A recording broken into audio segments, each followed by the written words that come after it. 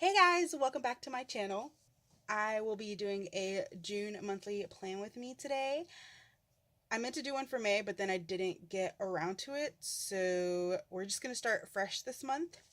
I actually don't like the divider for this month, so I did manage to snag one of the $2 happy planners that everyone was talking about.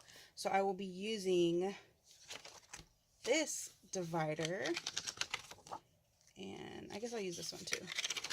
And I'm just gonna glue this to the other page. Okay, so for June, I wanted to do like a really summery vibe. So I decided to use these scrapbook pads that I picked up from Michael's.